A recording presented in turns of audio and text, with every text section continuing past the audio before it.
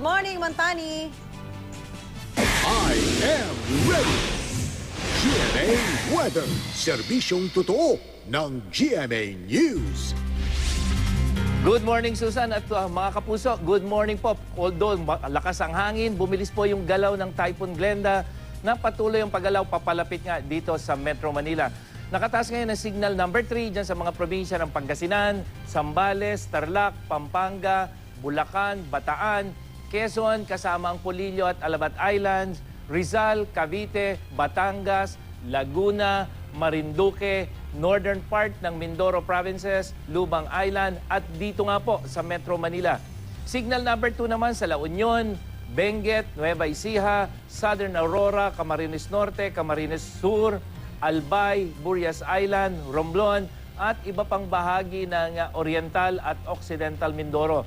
Signal number 1 naman dyan sa Ilocos Sur, Nueva Vizcaya, Quirino, nalalabing bahagi ng probinsya ng Aurora, Catanduanes, Sorsogon, Ticao Island at Masbate.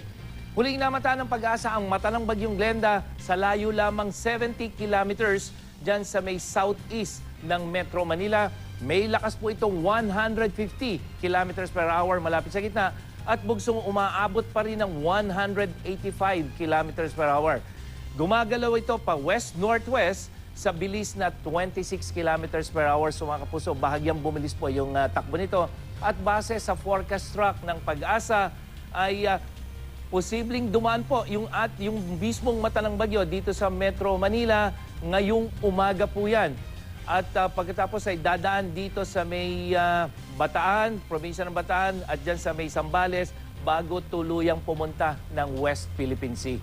Pero dito naman po sa forecast track ng The Weather Company halos hindi po dadaan yung mismong gitna pero yung pong lapit na yan parang nandyan na rin yung sentro ng Bagyong Glenda dito sa Metro Manila. Kaya ramdam na ramdam po natin yung hangin nito. At base sa datos pa rin ng The Weather Company, asahan na hanggang sa malalakas sa pagulan dyan po sa kanluran at katimugang bahagi ng Luzon dahil nga po sa epekto ng bagyong lumalapit dito sa atin. May mga pagulang inaasahan din dito sa kanlurang bahagi ng Visayas at mahihinang ulan na kumisan ay katamtaman dyan naman sa Mindanao. Susan. Mantani, kung sakaling hindi nga maglandfall itong bagyong Glenda sa Metro Manila, mas gaganda na ba ang panahon dito ngayong araw o bukas?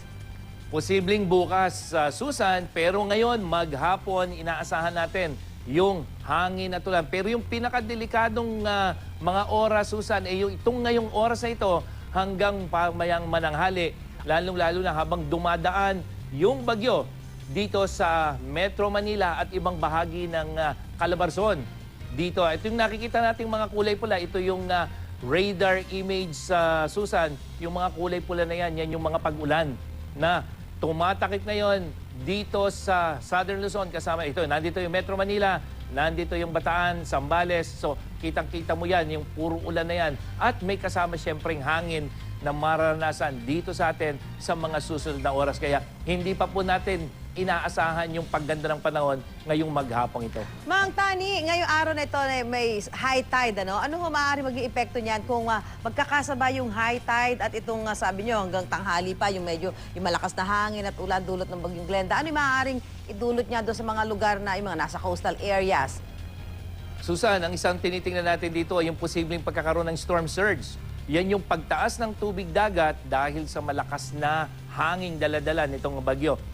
Sasabayan niya ng high tide. Doon kasi sa latest na computation ng DOST, 2 meters ang inaasahan na storm surge dito sa may Manila Bay. Yan yung Malabon, dyan sa may Pasay, Manila at dyan sa may Las Piñas.